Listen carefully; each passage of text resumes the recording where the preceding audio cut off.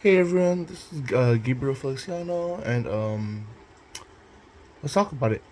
Um, the first topic of today is Trump's plan on the dismantling of the Department of Education, and I wanted to answer the question of how would these changes affect the people that I serve at my community service center, and in my community in general.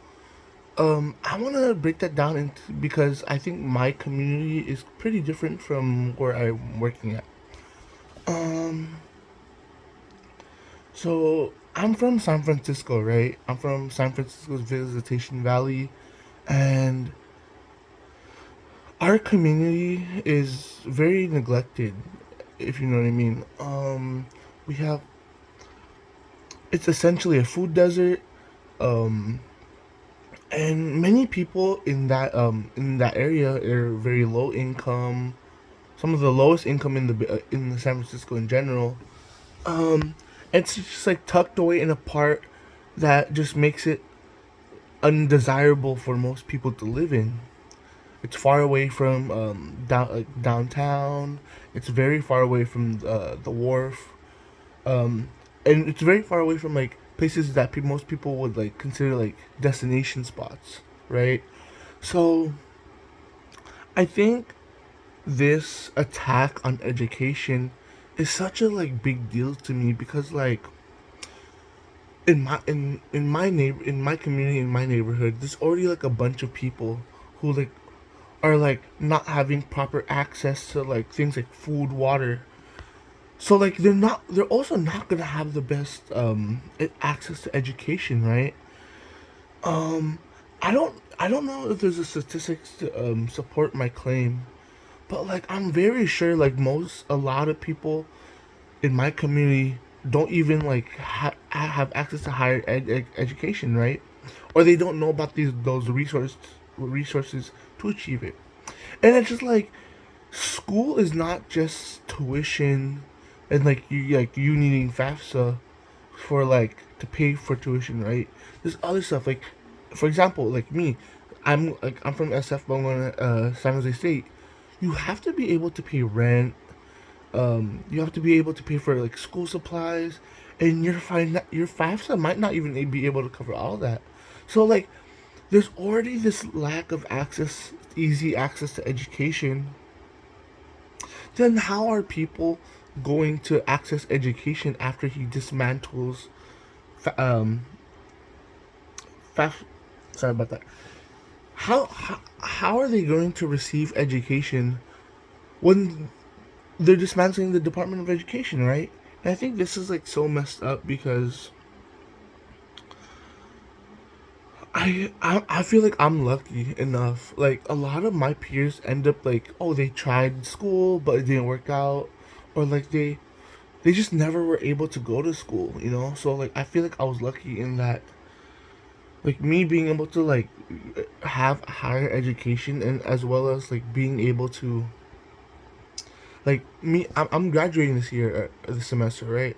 So like I think I'm so like lucky and I'm grateful that like I'm able to experience this right before we see, you know, this attack on education, specifically on my community, or the community that I'm working with Sacred Heart. It's gonna affect them so much, especially because, you know, like the federal government is in charge of like stuff like DACA, which a lot of the people we're working with at Sacred Heart are like, you know, immigrant folks, and people who just don't have the most opportunity to get higher education, right? And I think it's just so messed up because it's like this just heightens the level of like education inequality that we have in America, right? Like as we've seen in the past in the readings, how a lot of schooling goes is funded from income taxes. So like areas with high like let's just say like a suburban area where like a lot of professionals from San Francisco go or living, they they put their money like the money that they take from the city, they bring it back to these suburbs, and then it kind of like it's like a cycle, right? Like oh, the more money they put into the school, these people, the kids at that school, getting better education because they're getting more funding, and then like it just like it goes up from there, right? For lower income students, like they're not getting that much money from the property taxes, right? Of the schools. So like I think like of course like I don't know if like well yeah okay. So I think the whole thing is just like an attack on poor people, right? Like how are we going to how are we going to make it so it's harder for poorer kids to go to school, but then like just make it so much easier for like like richer kids to go to school, right? It's like we send all this money to like Ukraine, like Israel, all these countries. We spend like billions, like hundreds of billions of dollars going like sending money to the military. But like we're not even able to fund our education, right? Like am I hearing that right? Like isn't this insane? I'm not trying to make this like an ethos thing, like or a pathos thing. Like I'm not trying to make this like about like empathy. I'm just saying hard like facts. Like when you're when you attack education in this way, there has to be a sort of hidden agenda to that, and I might not know what that is, but I think like I wouldn't be surprised if something like worse down the line happens. If they're already attacking education, they're gonna attack other things, like maybe like I don't know, but like you know what I mean. Let's see.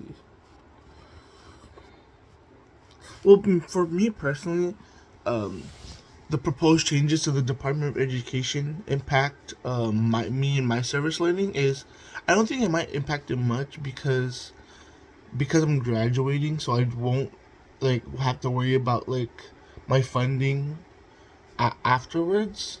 But I think for everyone else, this might be bad because if you don't have FAFSA, or like a lot of people, I'm very sure a lot of people in like our school have FAFSA, right? So like they probably will not be able to receive the education that they need and want. Okay.